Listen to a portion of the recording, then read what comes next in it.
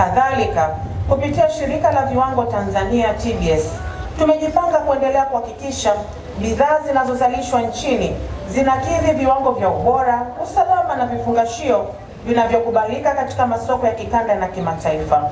Leo hii, ushindani wa bidhaa hauamuliwi na bei pekee, bali pia na ubora, udhibiti na uzalishaji na uwezo wa kukidhi matakwa ya walaji wa masoko mbalimbali.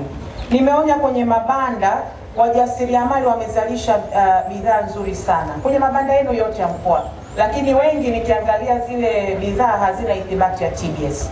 Kwa sababu sisi ni wawezeshaji, mkurugenzi wetu wa wizarani yuko hapa Manongi. Kwa hiyo umwelekeze DG wa TBS, muhakikishe kabla 8 haijaisha mmewatembelea hawa wajasiriamali na kuwasaidia kupata ithibati ya bidhaa ambazo wanazionyesha hapa. Kwa hiyo nimeona TBS wako kwa mfano banda la Dar es Salaam pale, watoke waende wawatembelee, lakini vile vile na wakanda hii watembeleeni, kwa sababu ndio sehemu ambayo mnawaona kwa wingi wake. Watembeleeni, wasaidieni, BRELA wapo, TBS wapo, wapate ithibati ili waendelee kuimarika katika soko. Ndugu washiriki, naomba pia kutumia fursa hii kusisitiza umuhimu wa mfumo wa stakabadhi za ghala unaosimamiwa na Bodi ya Usimamizi wa Mfumo wa Stakabadhi za Ghala WRB chini ya Wizara ya Viwanda na Biashara. Mfumo huu ni moja ya mageuzi makubwa yaliyofanywa na serikali katika kuifanya biashara ya mazao iwe yenye tija, uwazi na ushindani. Kupitia mfumo huu, wakulima wanaweza kuhifadhi mazao yao katika maghala yenye viwango vinavyotambulika kupitia stakabadhi za ghala zinazokubalika na taasisi za fedha kama dhamana ya mikopo na kuuza mazao yao wakati soko linapokuwa na bei nzuri, badala ya kulazimika kuuza mara baada ya mavuno kwa bei zisizo na tija.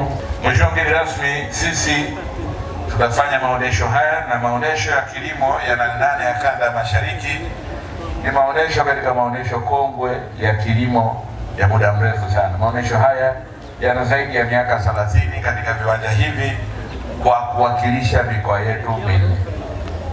Kama ulivyojionea, maonesho yetu ni maonesho ambayo yanafana na yamekamilika katika mambo mbalimbali. Maonesho ya viwanja ya mashamba tuliokuwa nayo kule kama vipando vya mazao mbalimbali, lakini maonesho ya biashara ya zana za kilimo na mambo mengine husika. Mheshimiwa mgeni rasmi, tunakwenda mbali zaidi.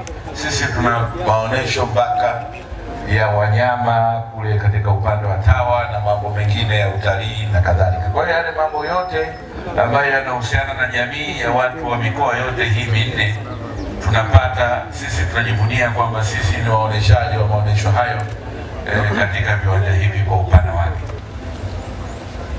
Niseme tu kwa maonesho ya 8 huwa ni fursa ya kipekee ya kuja kujifunza yale ambayo tunapaswa kuyafanya kama wafugaji, wavuvi, lakini pia tunaendesha shughuli za kilimo.